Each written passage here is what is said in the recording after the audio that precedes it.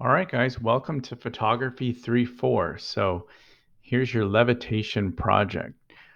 This is a really good example that Yasmin did a couple years back, and I wanted to break it down and kind of show you what you're going to need to do, things that you're going to need to think about. Now, there's different types. Some people jump up in the air and kind of freeze themselves.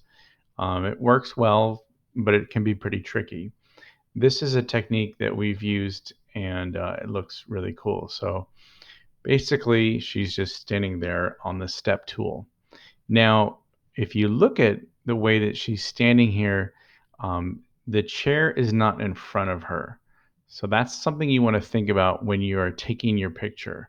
If you've got anything blocking, if there was an arm that was over your leg, that would be not good, and you would probably want to go out and reshoot. I've seen people make a lot of mistakes in how they photograph this assignment and have had to go out and reshoot it a lot. On the photoshopping, it's not that challenging, but here is a good example of how to photograph it. So let's go through and do the edit.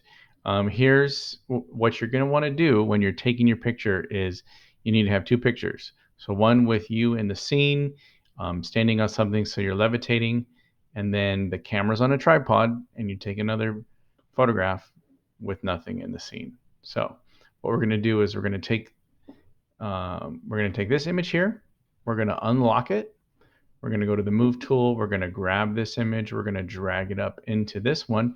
Now remember to hold shift as you're doing this as you let go. That lines the pictures up. Now let's see how well we did here. Let's lower the opacity down to about 50%. Now we can see through. And what I'm looking for right now is, does the background line up? In the fence, does everything look good? And it does. Things are lined up. Now, sometimes if things are off a little bit, you can just move the image around and you can kind of salvage it. Sometimes people move around too much and they've kind of messed it up. So I brought that back up all the way. Let's go to this layer and unlock it and switch them around. So we have this one up top. Now, what we're going to do is we're just going to go to the top layer here and add a layer mask.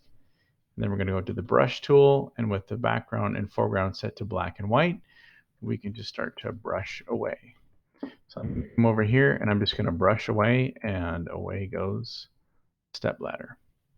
Now I'll show you this part around her leg is going to be a little more challenging to just brush away. So what I'm going to do is I'm going to go to my pen tool and I'm going to make a selection. I'm going to use the pen tool to outline her leg. This way I can make a real good selection around her leg and her shoe. Because if I was to just do this using the brush, I would run into some problems. Now I'm not too concerned that I'm going to lose the shoelace. Okay. And then I'm just going to go all the way around with the selection using the pen tool. Close it off. I'm going to right click, make selection, click OK. And now I've got a selection. So now I can go back to my brush and you'll see that I can brush in, and I don't have to worry about brushing right over her leg. And I can just remove all of that part. So now you might need to come in and do a little bit of a cleaner job around her shoe. But for the moment, I'm just going to remove the step ladder. Now there is a little bit of a situation with this step ladder in that it interferes with the shadow. So what I'm going to do at the end of all of this is I'm going to merge the layers and do a little more to some clone stamping of the shadow. So let's zoom out. Not bad. Control D, deselects. So there it is. Now that I've got that done, let's see what I'm going to explain what I'm talking about. So I'll take these layers. I'm going to go Control Shift Alt E. So now I have this merged layer up top. And what I'm going to do is go to my clone stamp. And I'm just going to sample from, hold Alt I'm going to sample from right here. Let me make my brush a little bigger. Sample from right here, there, square brackets, make your brush size smaller. I'm just going to go through there. And there's kind of some weird overlay going on here with the legs. I'm not sure what's happening, what was going on with my tool.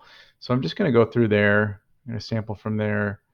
I'm just going to make sure that I don't have any of that strange kind of residual of the step ladder. It's kind of doing something strange. I'm just going through here. I'm using the Alt key to sample. I'm using the clone stamp. And I mean, if I wanted to get really picky, I could go in and clean up that shoe, but just for the purposes of this demonstration, I'm going to leave it at that. So there you have your levitation project. And this is a real fun one. So I look forward to seeing what you guys come up with and create using this tool.